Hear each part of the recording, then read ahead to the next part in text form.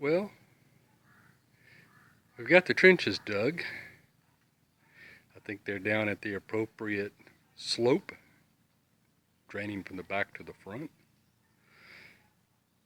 Kind of fun digging through this coral.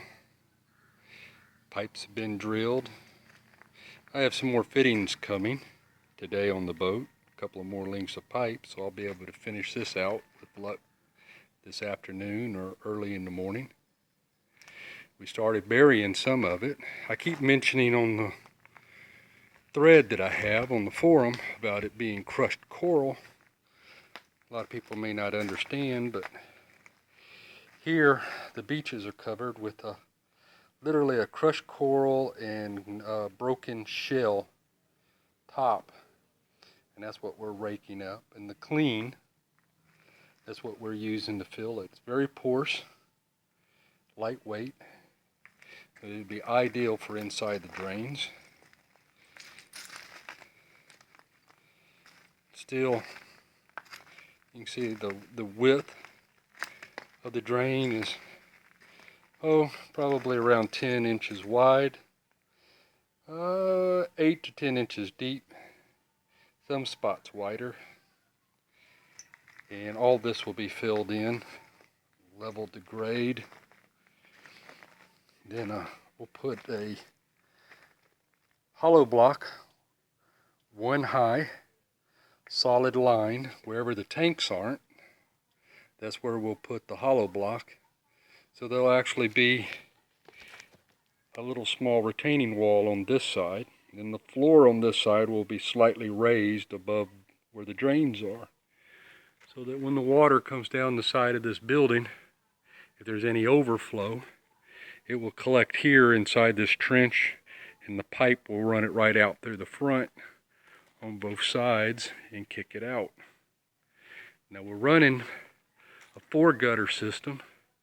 They're about 32 feet long on each side, 3 downspouts. 2 will take the water out the front, where they'll go into rain barrels. The 2 back ones, this one on this side here, and the one up above me here, those will actually drain towards the back. This one will run along the back wall there. The one over there will flow to the back, and it'll run down, and both of them will literally go out through that window opening. And then they will go to a rain barrel, a series of rain barrels that will be attached in series. And that water here, and the water that will be collected there and over here at the ends of the building, will actually be used to water the gardens and the lawn area and get us through the drought period with very little problem. Now the floor in here will be, as I said, to be slightly raised. Once again, we'll be using this crushed coral that you see all in here. And then we'll have a series of below floor grade sumps.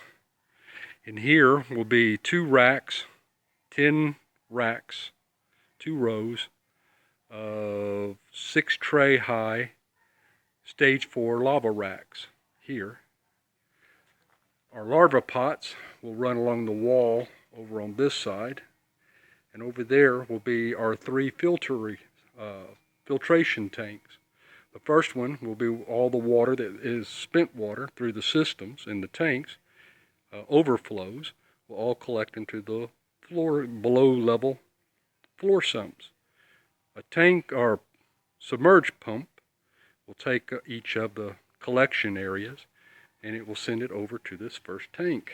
The first tank will have a submergible pump. It will be lift up, and it will go through 2 large protein skimmers. What is discharged from the protein skimmers will collect in the second tank. There's another submergible, and they'll pick it up and run it through a series of sand filters, and it will collect into this third one.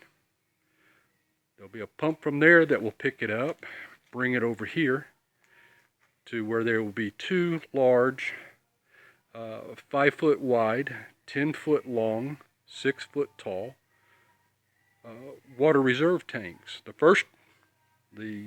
farthest one of the 2 will be the primary reserve, so that water can be siphoned off regularly out of the system, and then water that's of the same salinity, same water temperature, can be introduced into the second tank, which is a secondary worker.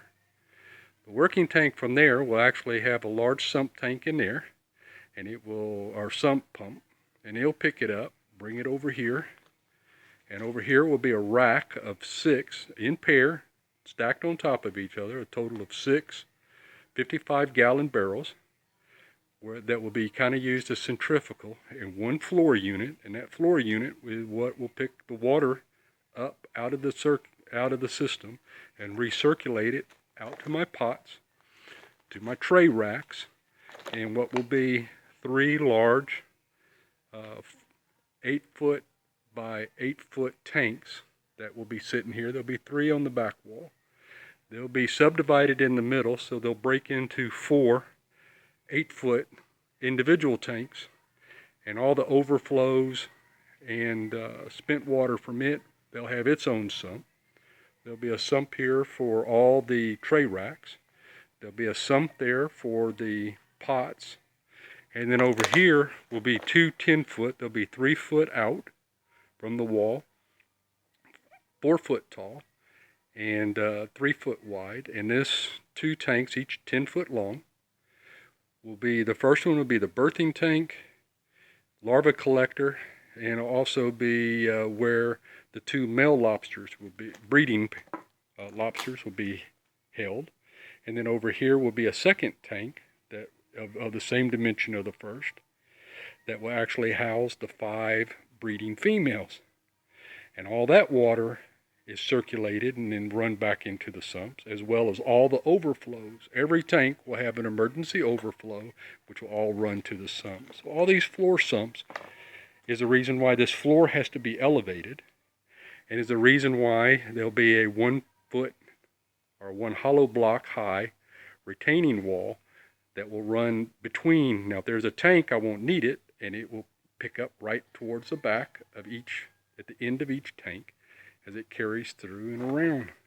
With the floor elevated, even with the heavy rains that we have here, and if I have a catastrophic fail of my gutter systems and the water starts seeping or pouring into here, you'll still be able to have adequate drainage to kick everything out the front, and it'll leave my floor, the center part, raised high and dry, so that my saltwater sumps will not get any spillage or overflow of fresh water into them. So I don't have to worry about my system being contaminated with brackish water and debris, because I don't want the sudden change in water salinity. I don't want the water to go brackish. I do not want the sudden pH change or the temperature change, because it will cause serious die-out, especially in these larva pots and the earlier part of the stage 4 lobsters. They'll be housed here.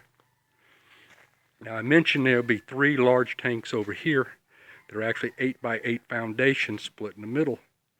Those will be used for basically algae, brine shrimp, rotifers, my pods, and standard saltwater shrimp.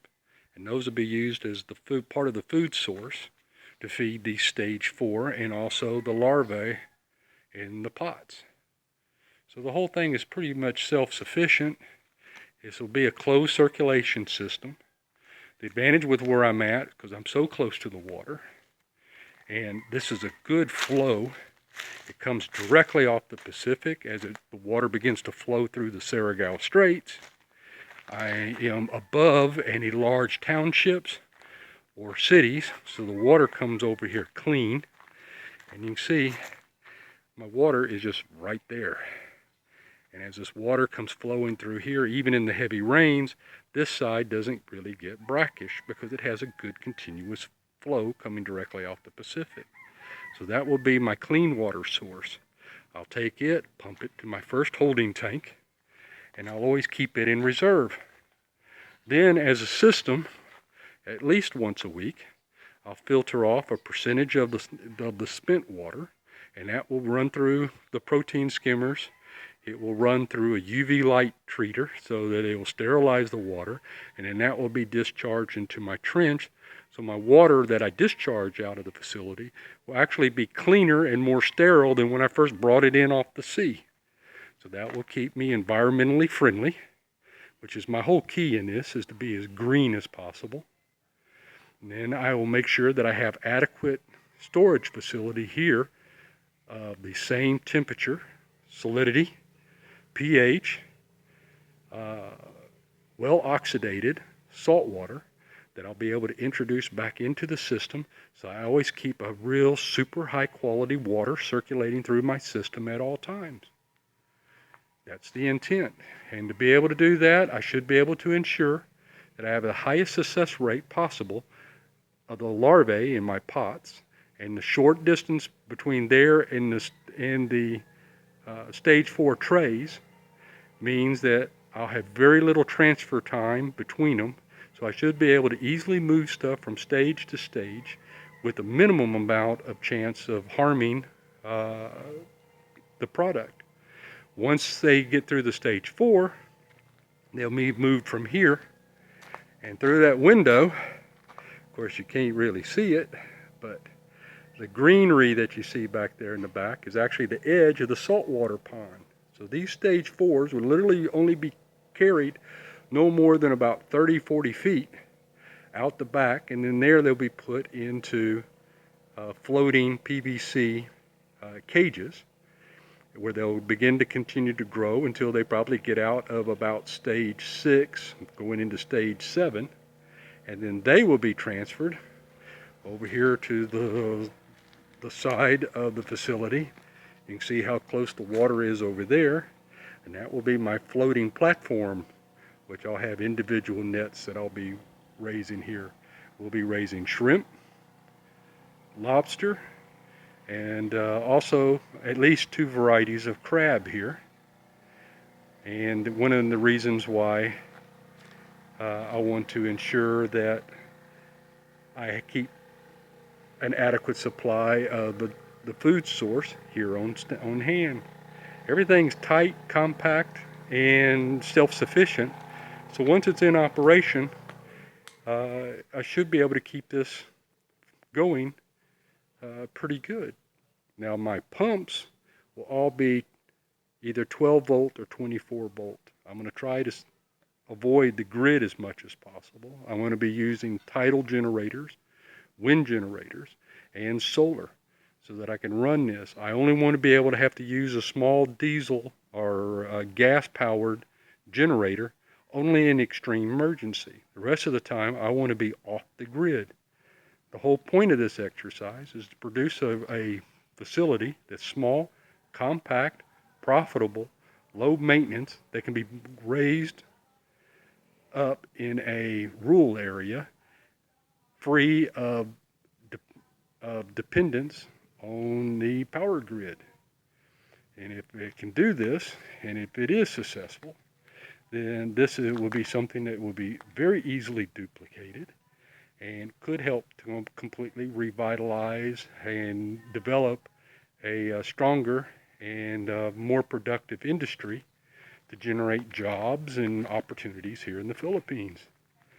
The same setup, if it's as successful as I believe it will be, I think can be used in most of the countries adjoining this region, as well as Australia, the area in the Indian Ocean, wherever you've got spiny lobsters. A small investor could come in and build a facility, what I'm designing here, and it would be profitable enough that it would be a worthwhile venture for them to get into.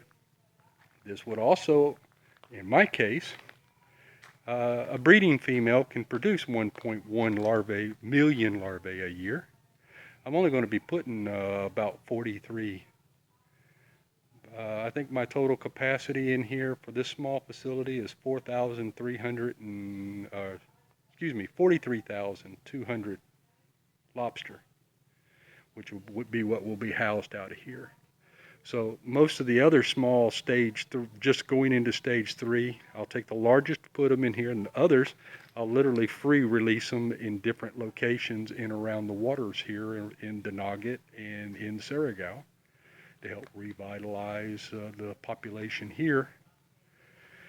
And with a little bit of luck, this will be a very green, pro-environmental facility. And that's my goal. But anyway, as I always say, y'all have a good one.